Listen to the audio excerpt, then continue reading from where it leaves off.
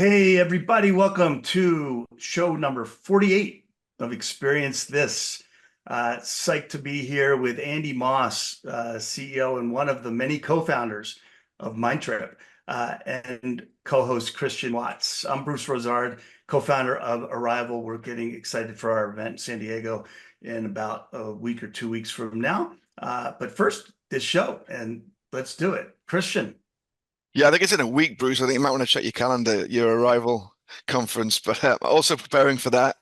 And yeah, excited to be here with Andy. Andy, we've met a couple of times locally in the Bay Area. I always refer to you as a trip planner, which you may argue against today. But yeah, to introduce Andy, can you give us a quick sort of intro on your maybe brief background and where and what you're doing today?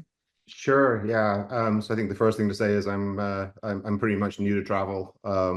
What I'm not new to is doing startups. So I think this is actually my fifth, and it's generally been with the same combination of engineers and product designers or whatever. And we bounced around between a lot of different industries. So I think we'll get into this for sure. But we actually find that if we're doing consumer, we're all consumers. So doing new stuff in a new industry is not as daunting as trying to do that in sort of more business setting. So travel is what we've been focused on the last about 18 months now. So let's kick in with that topic that you mentioned, Christian, and that we talked about just briefly before we jumped in, which is how do you define Mindtrip, Andy, as a trip planner, a trip planning tool? Yep. Christian, you did a LinkedIn post a little while ago about travel discovery tools, and you put Mindtrip in there in the top three on your list compared to Gemini and ChatGPT and Mindtrip as your top three travel discovery tools, which I'm sure that helped you get your last round of investment, right, Andy? Yeah, Um, absolutely. Um, so how do you describe what's your elevator pitch? Yeah, so I mean, the first thing to sort of know is that we wanted to build a company sort of that was very much consumer and using AI at the core. And we actually looked at different categories and sort of tried to decide which industry we were going to go after. And we actually sort of settled on travel because it just seemed the conversational AI and maybe voice one day was very well suited for travel. Some of the other companies I've done in e-commerce, you end up in a shopping cart really quickly. Last company I did was buying cars online. Yeah, there's some discovery, but you're in this really long buying, journey. You're buying a car and there's a lot of complexity around that. But, travel just seemed, very natural in the, it's fragmented in a couple of different directions. It's fragmented across the categories. So, whilst you have these big holding companies that sort of own a lot of the players, the actual experience for dealing with hotels versus flights versus experiences versus events and all those kind of things, they're still very much what they were 15 years ago, and they haven't really changed. So that's one way it's fragmented. The other way it's fragmented is and maybe we'll get to connected trip at some point in this conversation, but if you think about it from a consumer point of view, where you go to actually do all your research about travel is very different from where you book, which is very different from maybe where you collaborate with the people who are traveling with you, which is very different from what you do when you're actually on the trip. So, so with AI, we sort of saw this opportunity of really bringing a lot of that together. There was no other solution sort of before, generative AI, where, you could literally sort of ask, our bot, any question you can think of around travel. Where should I stay? What restaurants are near that hotel? What's the food? And then I get curious, and it's basically, okay, let's get into, what are the local foods and all that kind of stuff. So the idea of a travel agent that you used to have 25 years ago, or the best personal assistant you've ever had, that could really help you with all that kind of stuff. Could the AI kind of do that role and bring it all together? So I mean, that's what we've really been building with Mindtrip is that vision. So I really want to try to get to an elevator pitch if we could, because that was a fairly long, that was a long elevator ride. Yeah, so that's fair. And I want to get right down to this one. Are you more of a trip planning tool? Yep. Or from your description, it sounded like it's almost a specialized search engine. Yeah, I think that's a good way to look at it. Search engine, so yeah, go there. Yeah, so So yeah, I think that's the big thesis, and that's actually sort of one of the reasons why we were able to raise the last round of funding. We just closed another $12 million round. We did 7 million about 18 months ago as well, so you're close to 20 million in funding. So the thesis we had was really, is Google going to be the front door for search for everything, as it has been for the last 20 years, 25 years going forward with AI. So we sort of believe that if you have a personalized experience that actually knows me really well, and can basically be interactive when I'm asking my questions, that's going to be a better experience than going to Google search and basically starting from scratch every single time, and maybe having to put my results into a spreadsheet before I can actually do anything with it, and sort of build my sort of trip or whatever that way. So yeah, we think search is a huge piece of this. So really it's how do you use the AI to sort of provide that search function, but it's not in a vacuum as well. I also think Google's got challenges because search has also moved away from search to Amazon or to TikTok and Instagram. So a lot of searching and influencing is actually happening with that content. So turns out the AI is really good at taking any of that content, and we already have tools where you can take any screenshot, PDF, a URL, a video, and you can just drop it into our AI, and you can basically say, hey, with all the things that were actually mentioned actually in this article or video, create me information about that. It could be an itinerary, it could be which of the restaurants mentioned or whatever. So a very different sort of search experience. And then if you do that, where me really well, Christian will beat me up on personalization, but if you actually know what I like and tailoring the AI to that, then that's the icing on the cake. Christian, you're the guy who a few months ago put Mindtrip, a company that none of us in the travel industry knew what they were doing yet, right? It was still just out of beta, not people from the travel industry. And you put it right up there with Gemini and ChatGPT for travel discovery tools, is what you called it at the time.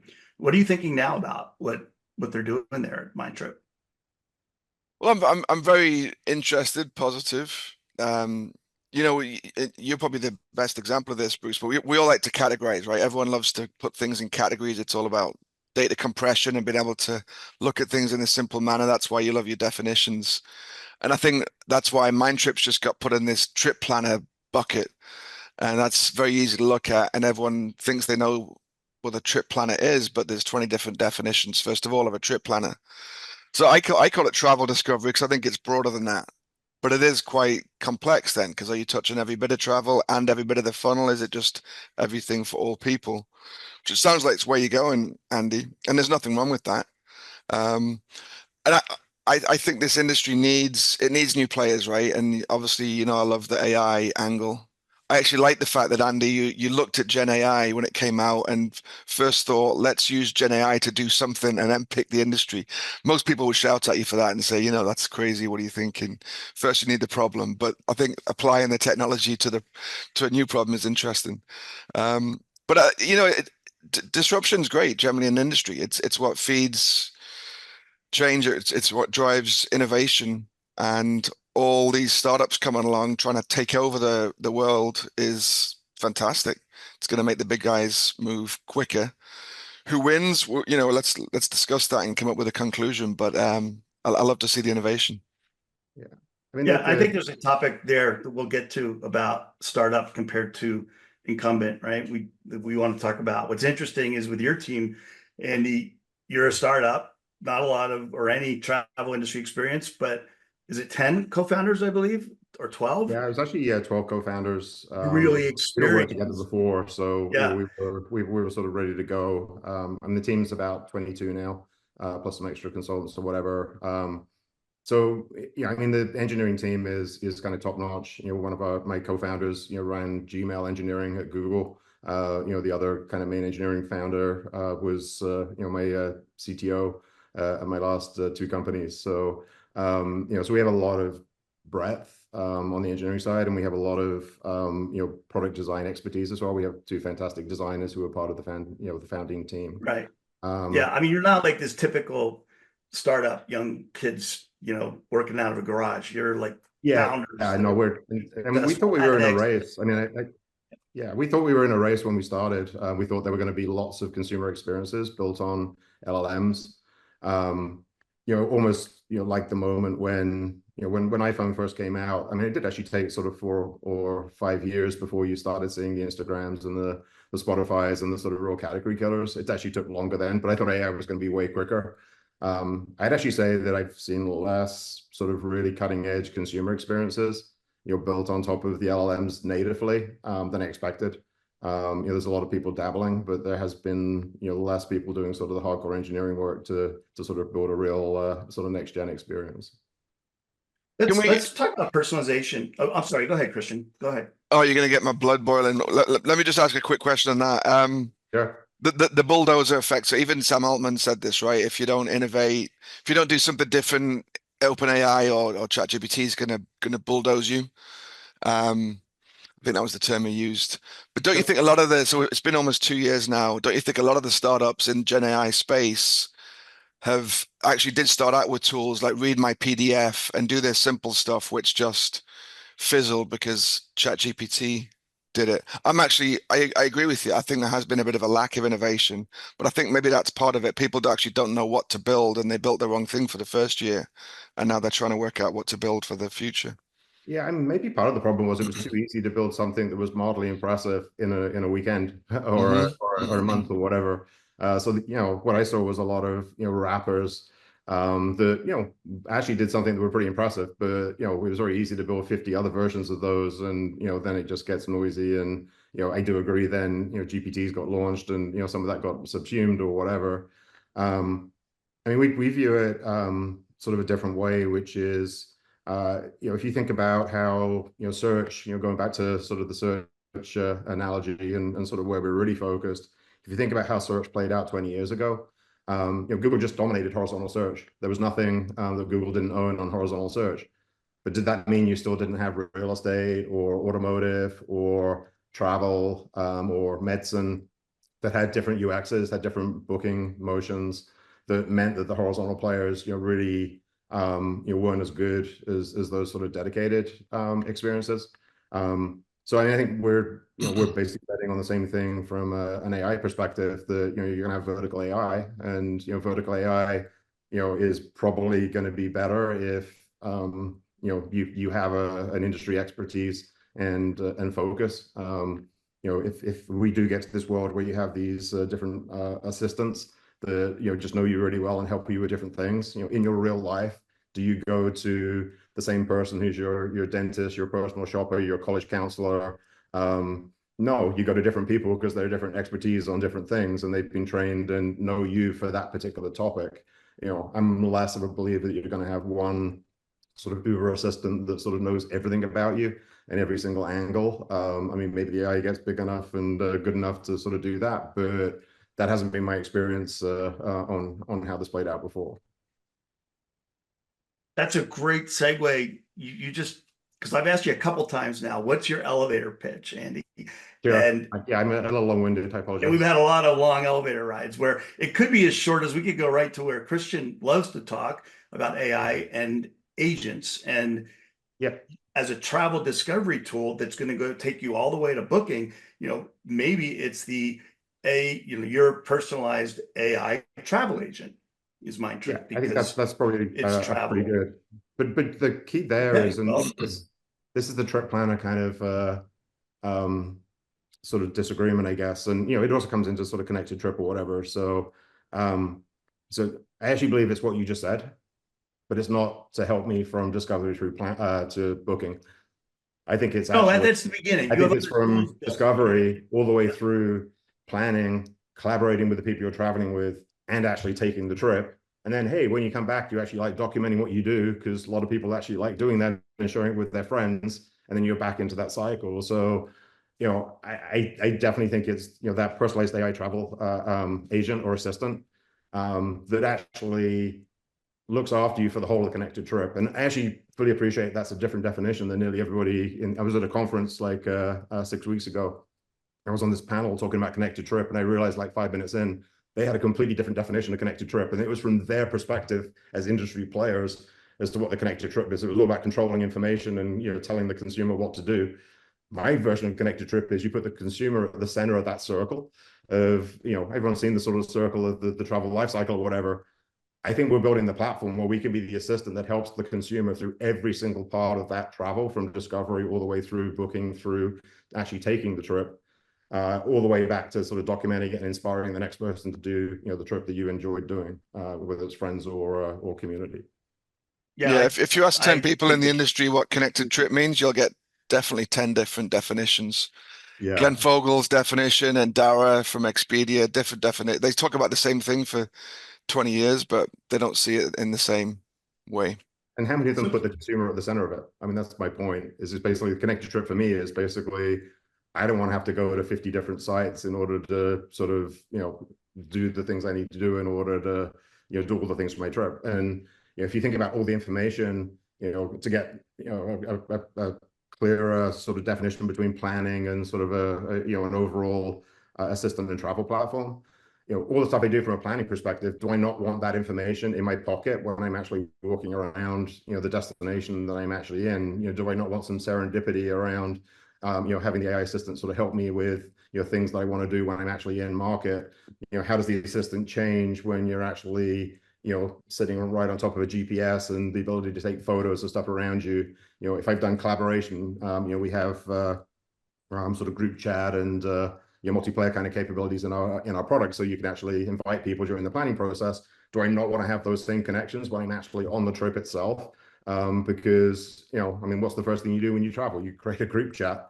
If it's your family, maybe you already have that. If some a girlfriend comes along and joins your trip, what's the first thing you do? You create a group chat with that extra person. So I think it's really short-sighted to think about it as planning, discovery, planning, booking, and on trip as being separate things. From consumer, they're the same thing, and the AI can bring all that together.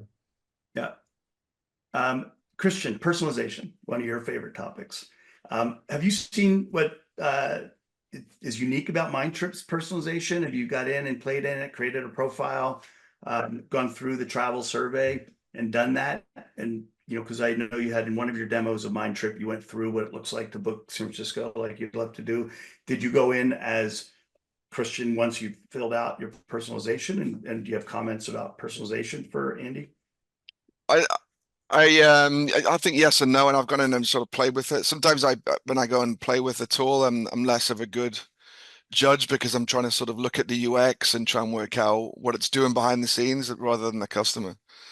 But just to state my case again on personalization, because I do love the topic, but it also winds me up. So I think AI is the ultimate personalization tool, and I think it's built in, and I don't think you can get more personalized than Gen AI. Probably what it could do 2 years ago, just because you can tell it. And for me, personalization is about my next trip. That's all that matters. My next trip is with my family. I'm going to Colorado. I want to go mountain biking for a week. That's a very personalized trip. Don't take anything about that and apply it to my trip to San Diego to a conference. That's just to throw that all away. I'm a different person. That's my problem with personalized trip. There's the persona thing, the seasonality, the different groups, everything else. But for me, AI solves all of that, because I can just switch my persona and everything about it in my next trip. So that's the part about the AI agent, which is interesting, Andy. I've got some problems with the AI agent piece. I think that's difficult to defend, but I think because you're building all these tools, it actually becomes interesting. But I feel like it's less about the data that you're collecting on my previous trip planning, and it's more about your sort of general intelligence and ability to plan the next trip because of data you've got from others, if that makes sense. So Yeah, what do so you think about that, Andy? That was definitely one of my first thoughts. Also, I now have a persona built on Mindtrip, so it knows how I like to travel when I'm with my wife on a trip and what we're looking to do. But that's only one of my travel personas, right? Like Christian said, sure. is I don't think I build multiple travel personas yet in Mindtrip. how do you look at that? We all have multiple personas and they change all the time. And it's also, where am I right now? Like, what am I doing today or tomorrow? Yeah, I mean, I think it's just one element, right? So I do think, multiple personas is something that we're sort of looking at. So, just to sort of level set, I mean, how we do this within Mindtrip is, first of all, if you start talking in the chat, and you're sort of, hard steering to, I need this or I need that, that wins, right? But the way we look at it, sort of personalization personas, it's more like, sort of memory, from sort of OpenAI, right? I mean, you don't want to also start with no knowledge as well, right? I mean, the feedback we got originally when people were playing with our product was, hey, it's great, but why does it recommend certain things? And one answer for why it recommends certain things is because we actually know a little bit about you to start with. And yes, it might be a different trip if I'm doing it with my family, or if it's a business trip, or your guys' weekend or whatever. But maybe I still have sort of similar food preferences. There's other things that are important, like what's my local airport, and things that are more sort of factual. So do we really want every single conversation to start from nothing? If I was working with a personal assistant, they would know enough about me to sort of get me 80% of the way there without having to then adjust for, oh, actually, this is a business trip versus a family trip. Why wouldn't the AI do the same thing? That's the way I would look at it. I got one judgment against that, and I use the word judgment. I think a lot of people in this industry do judge other people on the way they travel, and it started to wind me up. People love to judge cruise ship passengers or judge all in one. I probably do in my personal life. I like to judge certain segments. But for me, travel's all about doing something that's different. So if you start to personalize at all, I think you're doing me a disservice, right? If you start to even, I want 100% of the options when I go to Indonesia. And if you've taken 10% away because you think you've personalized a little bit, you've made my planning less valuable because you took the 10% that you think I'll never do, but actually I'm going to Indonesia. This is the one time that I want to do this extreme thing over here. And I don't think you're taking anything away. All you're doing is ordering and waiting certain things, right? So you're never going to get if you ask the bot about if you ask specifically around hey, I want farm to table restaurants in Honolulu or whatever, you're going to get farm to table restaurants, whatever your personalization is. So there's enough in the conversation to be accurate around what you're looking for. But if you don't say anything, just say, hey, I need a restaurant in Honolulu. Do I actually have to say, hey, I do kind of like farm to table, or, there's a certain type of restaurant I want. So it's got a starting point. So, mhm. you're one sentence away from doing exactly what you want. The other part of this is we don't create buckets. There's no persona that we putting you into. So the way we're doing personalization is you ask a bunch of questions, answer a bunch of questions. We throw it at the LLM and we say, hey, for Christian specifically, create a profile based upon all the answers that's unique to him. So, it's not cruise passengers or, venture travelers or whatever, it's, a snowflake starting point for how you like to travel. So, and then you ask one question in a different direction, it's going to use that instead of that, because the context in the conversation is way more important than, what your preferences are. So I think you get the best of both worlds. As you say, AI is the best. Is that true? Because I think a lot of trip planners, sorry to use that word, or Sure. those two words, do what you're saying you don't. And when I went through your test, I was dubbed an authentic, adventurous explorer based on my answers. And I just thought, well, that was one of the 10, 20, 30, whatever profiles that Mindtrip has based Yeah, on no, the that isn't trips. Are actually you the saying case. no? Yeah, I mean, Not at all. we actually get the bot to actually come up with names for you. Say that again. I'm sorry. We actually get the bot to actually come up with the titles and the description. So it's not actually putting you in a bucket. It's actually, so we're taking the information, we're passing it to the LLM, and it's basically saying, hey, based upon this information, come up with a title and come up with a blurb about how you want to travel. And then you can read that and sort of say, hey, do I agree with that? I mean, did we roughly, meet what you like to travel or not? I mean, it's actually quite good, right? You could even potentially, we haven't done this yet, you could even just put a little edit button on the two paragraphs that we wrote about you and the title, and sort of say, hey, disagree, change those 3 words, because I agree with all of that, but I don't Well, an agree. edit button there would be great. Yeah. So you don't have that yet, but We don't have that's an that yet, idea. but I mean, it's kind of working that same way. You can go back, redo the test or whatever, and and then as you do things in the product, those are other signals as well. We're adding a huge amount of community functions as well. So, human generated, guides, itineraries, top 10 lists, and all that kind of stuff. You can follow those people, or we're just about to launch that. So that's another signal, right? If you follow adventure travelers, then that's probably part of your personalization because you're probably into adventure travel. So, I think the quiz is, just one way to sort of get it started. But it's really around how you use the product, how you use the AI, and all the conversations we have about you. Can we use some of that to at least give you a starting point, the next time around? Yeah, I mean, and Christian, you were like, oh, I don't want to have a certain percent of options taken away, but I think of it as curation and not having to give it a prompt every time. Well, I'm looking for this, and fill in those prompts like I would for ChatGPT every time to tell it who I am. And it is 90% of consumers probably wouldn't even do that as well, right? I mean, you guys are pretty sophisticated with the AI and all that kind of stuff.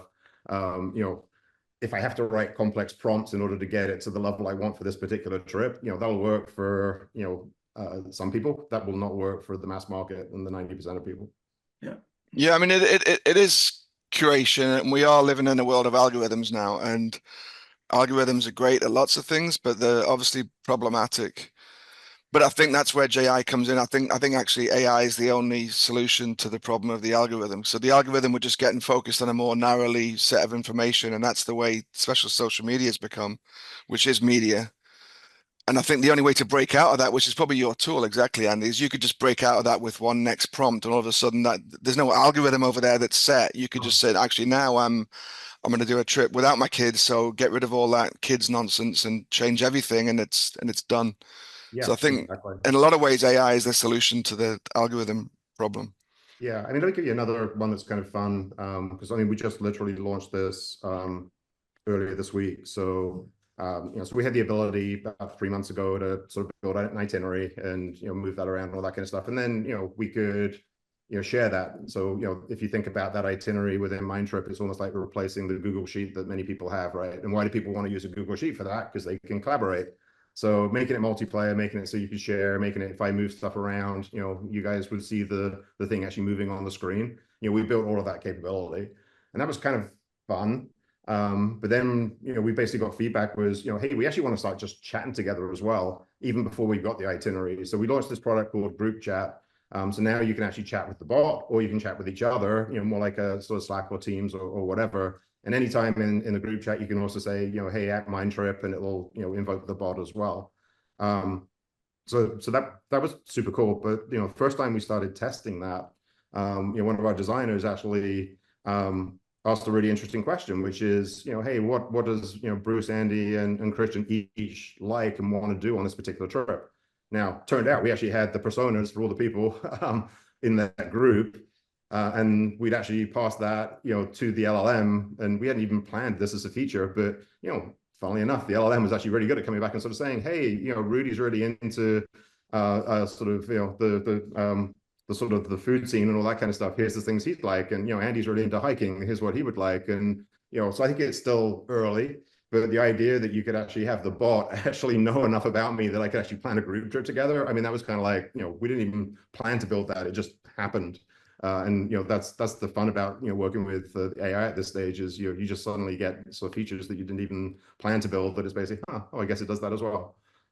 Yeah, we I talked about that with the Expedia app, didn't we, Bruce? The Romy, that they've got the group chat, and then it just jumps in when it thinks you're ready to book something, and all of a sudden you realize it's been listening for the last 6 months on all your nonsense group chat stuff, which is actually helpful because now it remembers all the stuff that you have been talking about.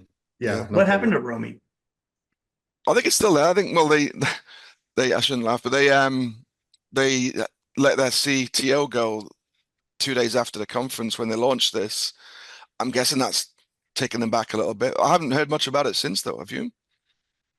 I haven't heard too much. I mean, I think it's super interesting that the balance between, as you say, is it listening to me and is it jumping in, or is it when you actually ask it a question directly? Right. Is it a very subtle line? And we've been playing with that and experimenting with that. And I mean, our experience is very Slack-like. I mean, you can do all the stuff you can do in Slack. You can edit messages. You can do emojis. You can do all that kind of stuff.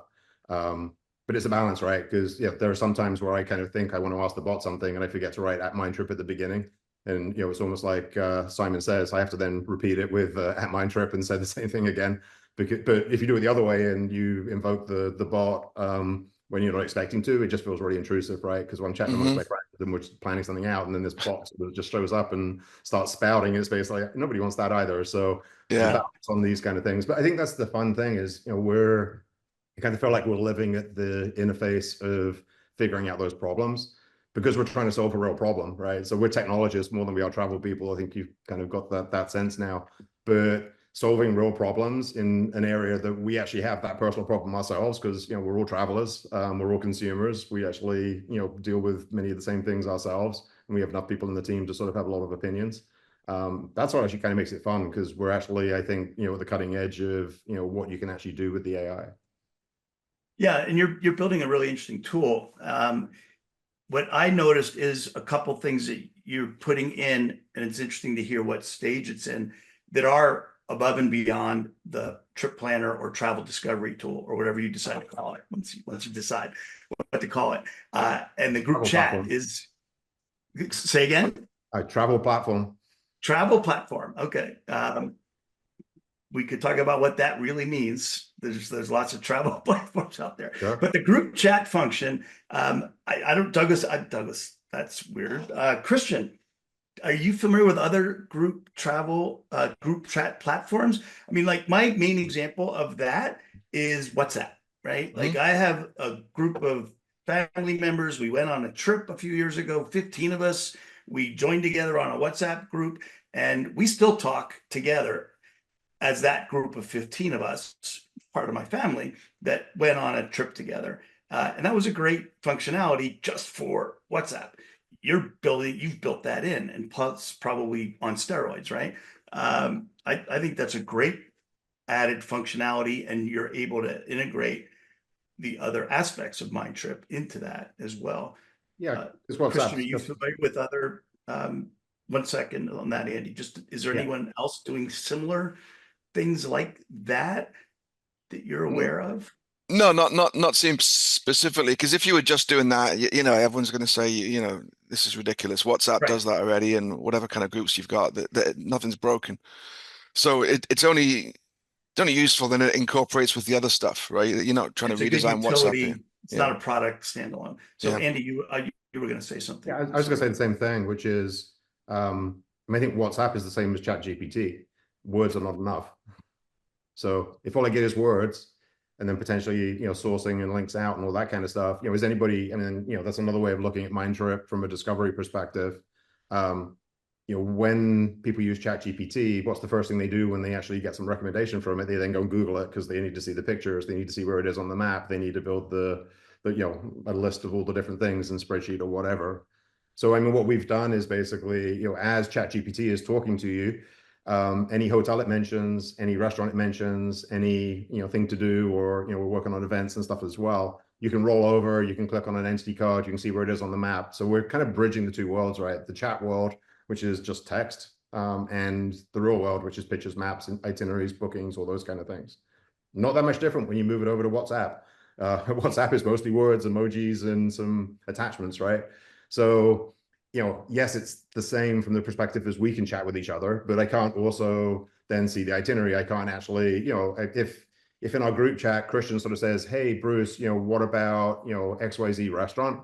We're smart enough with the AI to actually link the restaurant you mentioned and actually have the data card right there. So he doesn't have to look it up and share it. He just basically uses the words. WhatsApp does not do that. So it is a very different use case. Yeah, I think it's a really useful add-on to what you're building at Mindtrip. An idea I had 15 years ago around this, I'll throw out to you, is what if you throw a travel planner, which those people that used to be called travel agents, into that chat to actually do the booking for you, since right now, and we'll get to booking in a minute. I used to be run a ski tour wholesale company, and I always wanted that sharing between our travel planner, which is our agent, and the customer to be able to kind of co-browse. Oh, you should go to Whistler, you should go to Chamonix and co-browse with the client, and you should stay here. You're really close to being able to do that, aren't you? Yeah, we've had a bunch of those conversations. We actually went to Gilad and introduced us to the Virtuoso crew, and we went to that event back in August and met a lot of travel advisors. Kind of blew me away. Another part of the industry I didn't have real that much conception of sort of still how big that was and all that kind of thing. But yeah, we had a lot of really good conversations there. I mean, I think it's next year. We are actually in the process of launching Mindtrip for Business, which is taking what we've done and actually offering that as an embedded solution. But we're starting with, DMOs, tourism offices, maybe media properties that are more content sites, and actually taking the assistant and actually making it so it can sit right on their content. But getting from there, whether it's the collaboration tools or, the assistant sort of plugged in, we already have a lot of inbound every day from travel advisors sort of saying, hey, love your product. I'm already using it. When are you going to bring it to our industry? Yeah. So yeah. I think you have huge B2B potential. But right now you're all B2C is your plan. We have 6 or 7 DMOs already working in a lighthouse program with us. So we're just in the process of launching with DMOs. So, and Andy, people are going to be sitting at home listening to this, screaming at you and shouting at you and calling you an idiot and all kinds of names. So, for lots of reasons, right? So, trip planning, everyone's talked about it for 20 years. Everything's failed. It's a terrible idea. First of all, it's not a problem. Nothing's broken. I think that one's kind of a silly thing, just because it's not perfect. It is broken. There is a need for it. Douglas would say people love planning trips, therefore no one needs this. That might be one of the worst arguments I've ever seen. Some people love planning trips. Most people find it a real pain and get stressed by planning trips. Others will say you're trying to do too much. Why are you doing all these different things? You're doing social, B2B, B2C, messaging, groups, everything. Others would say, nothing about the industry. What are you talking about? You can't come in here and tell the travel industry what to do. And then probably the biggest thing is distribution, is that, who do you think you are competing with Booking and Expedia? Where's your $50 billion to give to Google so you can be a real company? Sure. So there's a lot there. Yeah. I thought I'd pile it into one big question of all the, I mean, there's 10 more people, 10 more things people will beat you up with, and I'm sure you've heard it all. Yeah. And I mean, the first one I'd sort of say is, this is a sort of pattern we've sort of done before. So I didn't know anything about automotive when I went into the automotive industry, nothing other than, I drove cars. We had a lot of e-commerce experience, and, over, 8 years, we basically did the same playbook. We just kind of basically said, this is really fragmented, and there was lots of point solutions for everything. And we just kept on building and aggregating data and bringing it together. And, we sold that company for $400 million. So, it's a pattern. And by the way, by the time we got to the end of that process, I think we were respected as the people who actually knew what was going on in the industry, sort of on the technology side more than anybody else. And we had all the data in one place and all those kind of things. So yeah, we're doing a lot, but I actually think in order to solve the consumer problem, you have to do a lot of these different pieces. Because if you don't do these pieces, you're not going to solve my definition of the connected trip, right? Which is, putting the consumer at the center of it and helping them, as your assistant through all those different pieces. And frankly, we have the capital and the engineering horsepower and the design, capability to do those things and do those things pretty darn quickly. I actually think the technology innovation in travel is way less than it was in automotive, and I didn't think it was that great in automotive. So, I mean, I think we actually have a huge advantage actually having a really strong, product and technology team, and being able to build things that are really good really quickly, and bolt them all together, and make it a seamless experience. I think that's how we win in the long run. And what about the last piece of that, the Expedia Booking piece, the distribution? So I think the Mindtrip for Business sort of side of that is partly helping there as well, right? So I did a company, it's actually 3 companies ago, called ShopStyle, and with that we were really early in sort of online shopping for fashion, clothes, shoes, soft goods, anything that way. So like 2006, and what we built was a marketplace that aggregated all of the retailers to be able to do that sort of shopping. But then I also went out and we did partnerships with every fashion magazine that actually did matter at the time, back in 2006, InStyle and Elle and those kind of sites actually still had a lot of audience. And we powered shopping for them. So, we actually ended up having our name sort of, at the authority, if you like, of expertise around sort of fashion and trends and what to buy. And what did they see every time when they went to the shopping section on one of those magazines? Shop Style, which was our brand. But what did they do next? They either saw us on Google or they came to us directly and shopped directly with us. I think with the partnerships in travel, because it's so fragmented, it's not even that we're sort of diverting audience. If you come to a particular DMO and discover the tools for Mindtrip there and think that it's really good, I'm not probably going to that same destination next trip, but I'll probably remember, hey, the tools from Mindtrip are really good, and I'm going to use it on my next trip. So I think there's enough opportunity and enough complexity with the AI that a lot of partners actually look at what we do and sort of say, hey, I'd love to plug that into what I do. So I'd sort of say, that's how we get distribution, is we plug it into a lot of different places, and it all is very harmoniously working with, the Mindtrip main site as well. As we get better, those solutions also get better. So, all those partners also get the benefit of our innovation and, almost like, future-proofing sort of what they're doing as well. They get group chat, they get itinerary planning. As we add route planning, they get that. All of that stuff sort of gets shared with the ecosystem. So, if you take it that approach, then, you add 5 partners and you add 10 million eyeballs. That's very different than having to buy it on Google. If that was the strategy, we're not going to succeed. I totally agree. Yeah, interesting. So I- with the B2B stuff, you'd be brand first. With the DMO deals, there's no sort of white labeling. It's always put the brand first because that's part of your strategy as a means to an end sort of thing. Yeah, and I mean, with the DMO side, it's kind of interesting because most of them have really fantastic content, and they know their own content better than most other people, right? So that's a side benefit, is working with them. It actually makes our knowledge bases and the LLM actually smarter because we have the local knowledge. Much like working with creators, we get really good knowledge about certain markets and that kind of thing. But if you do a lot of work on a DMO site, at the end of that process, I've created an itinerary, I've liked a bunch of stuff, I've actually maybe I've created a group or whatever to chat with.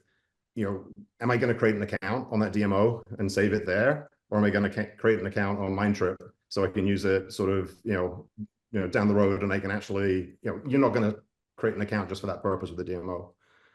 But you will create one with Mindtrip, and they're actually very happy to get the marketing emails as part of that, so they can remarket to that person as well. But the more complex stuff about actually getting the account is still probably coming through to Mindtrip. So that might be too much information, but it's not just brand awareness; it's actually getting signups. It's actually in the interest of both the DMO and Mindtrip in order to do that. And once we have our app in market, that I can actually walk around Florence with the itinerary I did, and I'm asking questions to the bot around my GPS location and the stuff that's near me, which is the bit that's coming next. Again, how useful is that information to a DMO to actually know they came, researched my content, they actually did something with it, and maybe I even get some visibility as to what actually happened when they went on the trip. I mean, none of that information is available to a DMO today, right? So I think it just opens up a lot of opportunity. I want to end this topic right now with giving you a huge compliment and a red flag, if I could. And then Sure. I want to go to one other topic. I have a couple other topics. We don't have that many more time. So here's the compliment. When you talk about, hey, we don't know much about travel, but we've done this in other sectors. We didn't know anything about auto, and we built and sold a huge company. It reminded me of Rich Barton and the story of Rich when he worked at Microsoft and walked into Bill Gates's office one day and said, I think Microsoft should be in the travel business, and thus created Expedia, right? He didn't know anything about travel. He, of course, did very well there, leaves Expedia, and within a year later, created Zillow, because he did what you did. He looked and saw, where else can we disrupt? And he saw the issue with real estate and how the MLS was protecting all the pricing, just like the GDS before that. And he did it with Zillow, and of course that's hugely successful. Okay, what was next? And now then he created Glassdoor with a partner. So same idea. You're looking at opportunity where AI can disrupt the way Rich at the time was looking at where internet could disrupt. So congratulations, and hope you're going to be as successful as you have been in the last few. So that's my awesome. My red flag is to put your B2B chips on DMOs could be really challenging.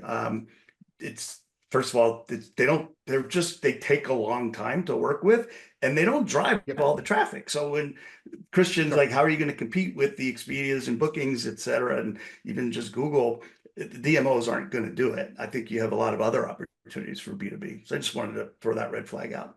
Yeah, actually, I don't think we're very aware of that, but I think you also, so, in going back to automotive, we had a direct consumer business to begin with, and then we figured out we had to pivot and actually start selling our solution through car dealers.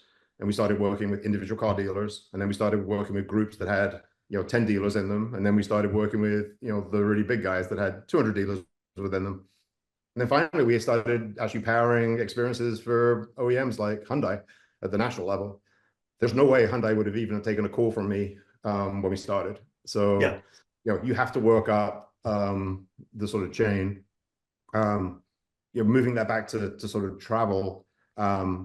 So I think, one of the things we're really passionate about is actually getting this local knowledge of, the content and, how do we make the AI better for all these different markets. So I think the DMOs are actually really well placed for some of that. But you've got the same sort of structure, right? You have sort of city-based, DMOs that are actually fairly easy to work with, in the early days. And then you sort of, go up to sort of the state or sort of country level. And then you sort of got the sort of national ones in the US and Canada and other places that are, sort of, more lobbying groups and all those kind of things. But you have to kind of work your way up the chain sort of bit by bit. So, I think our solution is going to be really good, and we're going to learn a lot doing that at the sort of city level, and, maybe some of the smaller countries to start with. But then everything we learn on that is then going to make it sort of possible for the, 12 to 18 months, sales cycle to sort of do the more complicated ones, and then work our way sort of further on.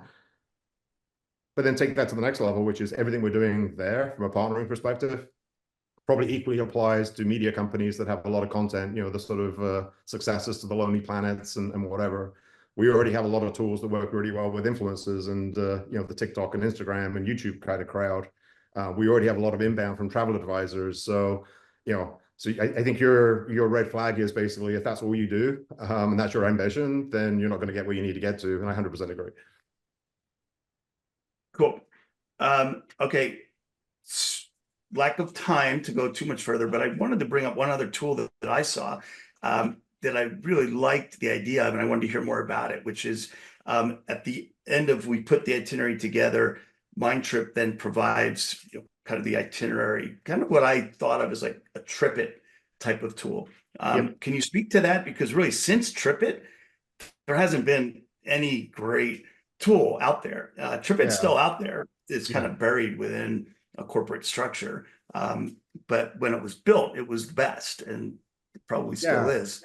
And that really is kind of the other big piece of where we're heading. So, I mean, if you think about sort of the on-trip experience, so again, this is differentiating us from sort of trip planning. I think I've said this a couple of times now. I actually think the use case for an assistant is very different if it's on your phone and you're stood in front of the cathedral in Sicily or whatever.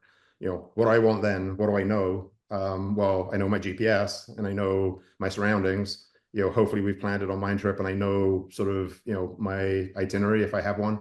I know the other people in my group chat and all those kind of things. The other piece we haven't talked about is, much like with TripIt, we're big users of a company called Ramp for, bill pay and expenses and all that kind of stuff. They make it really easy to just drag anything over, right? We already do the drag over for any sort of screenshot or whatever to build an itinerary. That could also be a receipt from an airline. It could be a rental car receipt. It could be a restaurant booking or whatever. So the AI makes it really easy to build, a folio, for want of a better word, of all of that kind of stuff. And it could be stuff I built within Mindtrip, because I actually done my stuff and I booked it there, and all those things go in there as well. But all the stuff that's outside of that, drag it over. The AI is really good at taking that data and putting it into a structure.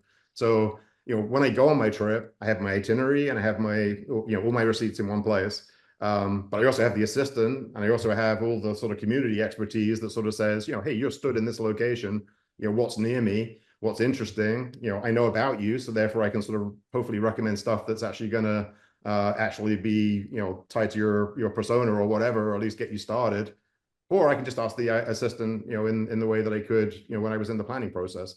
I don't think anything exists that does that. And then the more interesting part of that is, take away the travel aspect of that and think about it just from a local perspective.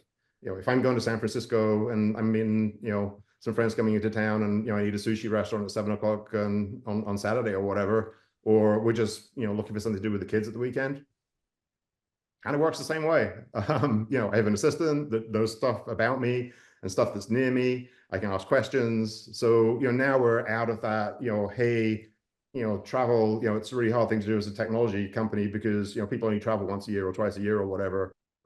Now you've got something you're actually using hopefully every day because, Yelp sucks these days.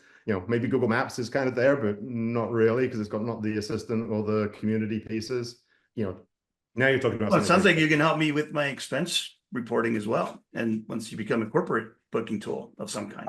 I mean, that's what Ramp does really well, right? And, I think Navan, which used to be Trip Actions, which we used at my last company, similar sort of thing. And the only issue I have with travel, corporate travel, is it's a policeman kind of game. So most of corporate travel is, them telling you what you're allowed to spend and your per diem and what you can't spend and the approval chain, as opposed to the fun part of travel. Right. I'm saying there's not a place for AI there at some point and all that kind of stuff, but it's a very different sort of business. So Sure. Yeah.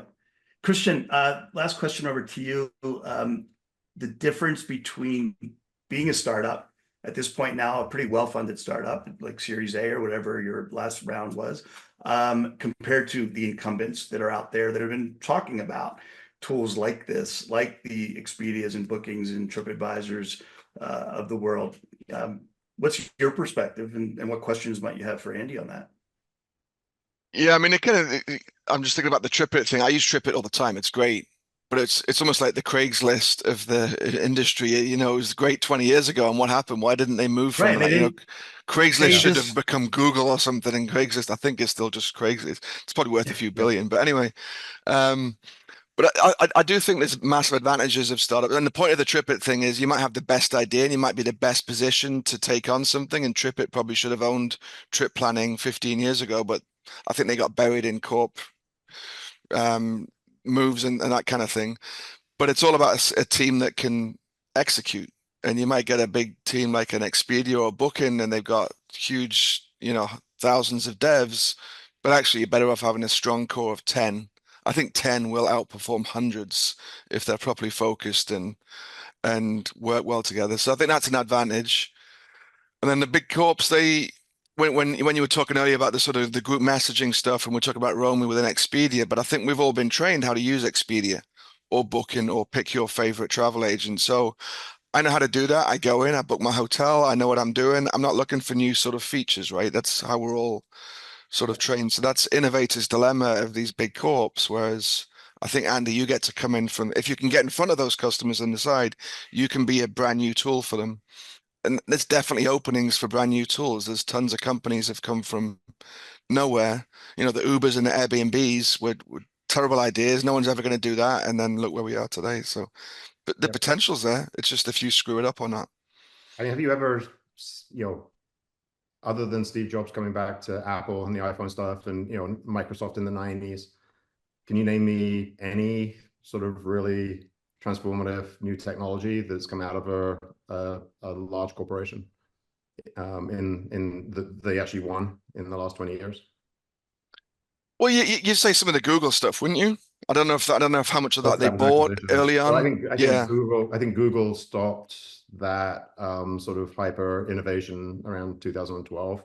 And if you actually sort of go back and sort of look at where maps came from, and I mean, they just hmm deployed things, but it was a combination of actually acquiring those teams of 10 or 15 people and then putting it into the distribution and stitching it together. So 3 acquisitions for maps, DoubleClick was different.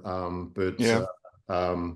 What's the other one? I mean, YouTube, another good example, right? I mean, so they went through that period of time when they did a lot of that. Okay, so let's not do 20 years. Let's do in the last 15 years, which things have Google, done that have been, sort of brand new products that, have come out even out of Google, who's probably one of the best executing technology companies from that perspective, right? I mean, hmm why is Microsoft doing OpenAI? You know, I Yeah. mean, it doesn't actually make sense if it was just about, you know, capital compute and number of people. So, and you know, I think travel's even more so that way because, you know, I think your perceived wisdom is right, which is, you know, the people with the most money that are best at marketing and distribution and have the lock on Google search win. That does not make you necessarily, you know, the best placed, you know, when it comes to, you know, building new technologies. In fact, probably not, right? Most of the people I've seen at larger companies, you know, we sold our last company, the bigger company that we got bought by, you know, nearly every engineer there was in, you know, what I would call maintenance mode. Because that's what they do at large companies. They maintain what's already there. They don't build new things. So, you know, it's very different hiring an architect to design and build a new house than it is the person who's maintaining the plumbing. That's what big companies do. They maintain the plumbing. Yeah, Well, that's a great 100%. Any answer. big company, That's a technology great people answer. And I love, know. I mean, obviously you've been asked that before because you give a great example, right? Like tell me what great innovation disruption you've seen in travel, really other than like Christian mentioned Airbnb and Uber type thing. I mean, I think we've And been working. Airbnb was exactly my example, right? People who knew nothing about travel, who came in from the outside, had no constraints. They built something from scratch. You know, that wasn't, you know, why wasn't that VRBO? Why wasn't that HomeAway? I don't know what the necessarily the sequencing, but you know, you get my drift. Yeah. Right. Right. Yeah. Well, the guys at HomeAway did really well and they had a different strategy, same market, not quite as well. Right. They didn't do Airbnb well. No, right, exactly. Okay. Ending with the lightning round, very simple lightning round. And it is, you know, let's try to keep it as a distinct short answer to your definition, Christian, of the connected trip. Yeah, my definition is probably from the corporate side is having that customer, either side you like, but having constant connectivity with the customer.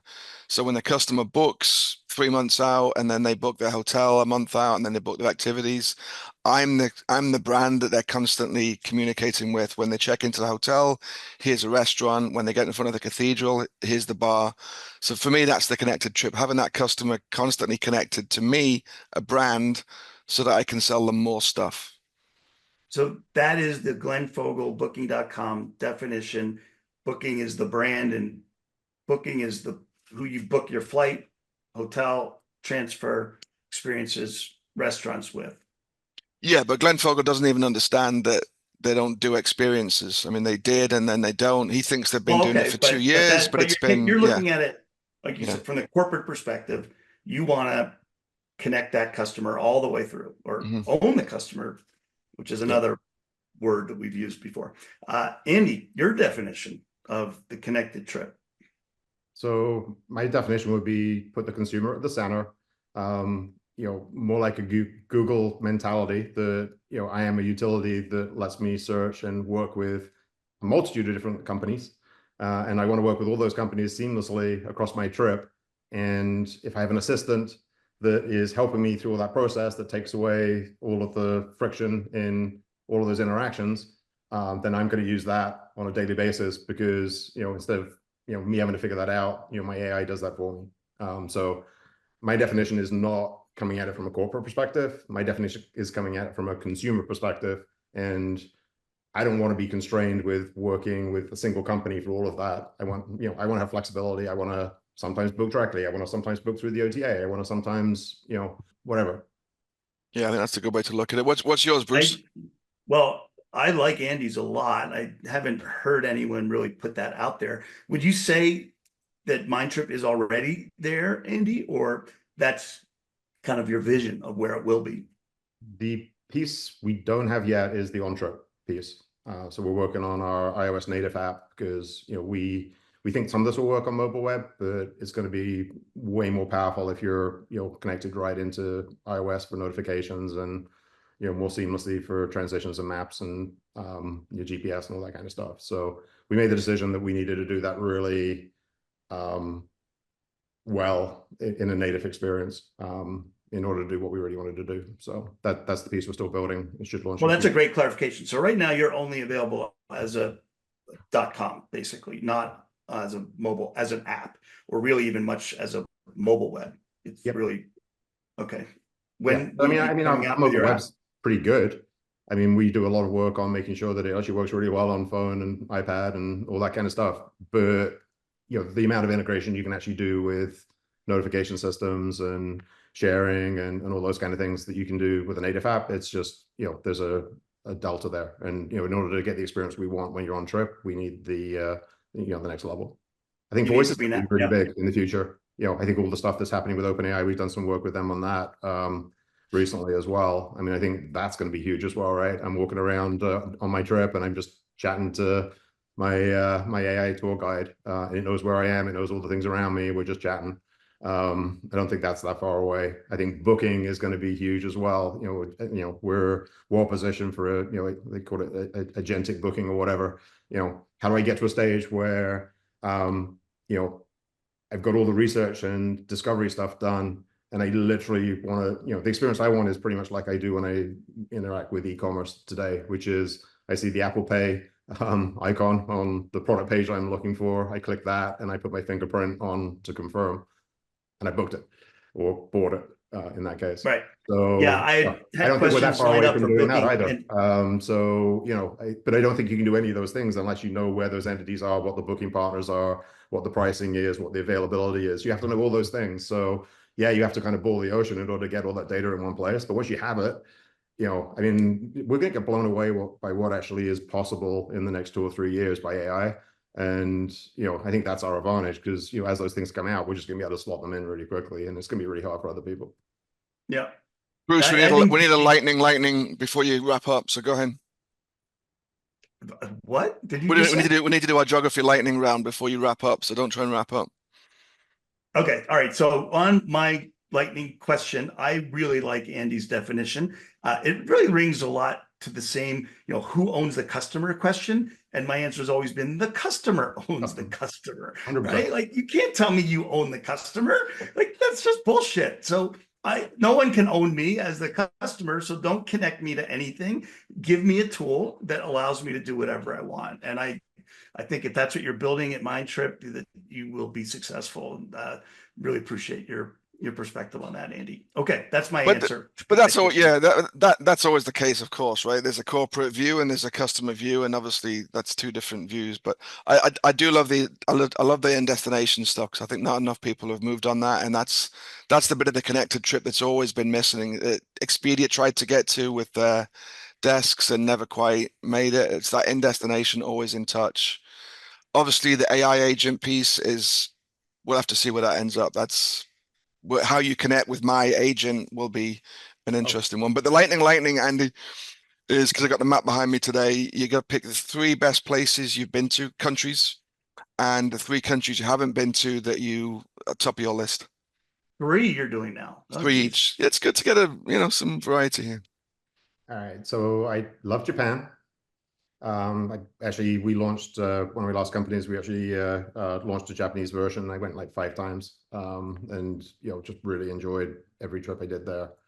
Our best friends from high school moved to Australia about a year before we moved to California. I really enjoyed going to sort of Sydney and up to the reef and all those kind of things. And hey, I'm British originally, right? We moved here 33 years ago to California. I still love California. It's hard to beat. I guess I came as a visitor. I liked it so much that I actually moved here and stayed here. So it gets a lot of sort of bad rep or whatever, especially with US politics and all that kind of stuff. But California is still pretty special. Just get out and all the places you can kind of drive within 2 to 4 hours or whatever. It's just amazing. I'd agree with that. If California was a country, it would be one of the top 3 countries in the world, I think. But three countries you haven't been to that it's top your list. Portugal. Oh, this wasn't for you, Bruce, but you can say it. Oh, no, Sure. yeah. Yeah, you go first. Oh, I'm sorry. I thought we were done with Andy's. Okay, go ahead, Andy. So places I'd like to go. I haven't been to New Zealand. I'd love to go to New Zealand. I'd actually like to go to Vietnam. I've had a lot of friends who've sort of been to Vietnam and just really enjoyed sort of that trip. And continent-wise, I actually have never been to anywhere sort of south of Costa Rica sort of the South America. So I was actually booked to go to a conference in Rio one time, and I actually left that company just before that trip, so I didn't get to go. And I kind of always regretted that. So yeah, would love to check out South America at some point too. I know it's Very not kind good. of broad. Very good. Bruce, you may wrap up now or whatever you got next. Okay. Well, no, I'll stay on this game of Portugal, place I want to go that I haven't been to yet, that hopefully I will be in May of this year after our event in Valencia. And I'm probably like the last American who hasn't been to Portugal yet, at least the last American who travels a lot who hasn't been there yet. Japan. So Andy, you've been there, you love it. I haven't been there yet, and I'd love to get there. And South America, I've been to Chile for skiing, and that's the place. I've been to Costa Rica, but I'm definitely intrigued by South America, and Colombia keeps popping up as kind of the new hot spot. I Yep. just talked to a guy yesterday from Colombia, and so I'm going to throw that one on the list as well. As far as the places that I have been that I love, Italy has to always be number one on that list for me. Canada is, I just pulled out of, when I'm thinking about it, just because I love Canada. I love Canadians. Whistler has been one of my favorite ski resorts since I ever explored it. So I'm just going to throw that one there, and I'm going to pull an Andy and say Colorado. I mean, I moved here 30 years ago, and I'll put it up against California any day. Well, actually, we have too many Come on. Californians moving here to Boulder, Colorado, and making our real estate a lot more expensive. But That's pretty good. Good second so choice. Colorado's a pretty great place as well. Yeah. Very good. And you, Christian? I've done mine before, I think. I go Mexico, South Africa, Norway or Vietnam for bin, and then Indonesia, Uganda, Tanzania for top of my list. Okay. I got long lists. I go through this stuff constantly, but Yeah, we can keep going on that. So yeah. did you have one more thing, or? No, that's it for me. We're good. Okay. Well, this kind of went long, a little bit over an hour. Really fascinating, Andy. Good luck with everything you're building there. I'm sure we will be hearing and seeing a lot more of Mindtrip, and look forward to following your journey for sure. So thank you very much for joining us on Experience This, and we'll see you again next time on a show somewhere in the future. Yeah, really appreciate the conversation and for having me. Yeah, I'd love to have you back on maybe in 6 months or a while, Andy, and just see how things are progressing, and maybe get a bit more into the agent piece and see how these AI agents are doing and where things are going, and that would be good to talk about. Sounds Yeah. like there's a Great to lot have you on. coming in that direction. Yeah. All right. Thanks a Cool. lot. All right, Thanks, everyone. guys. Until next time. See you later from Experience.This. Actually, the next show will probably be recorded from Arrival in San Diego if we can find time to do it. Right. All right. Bye-bye.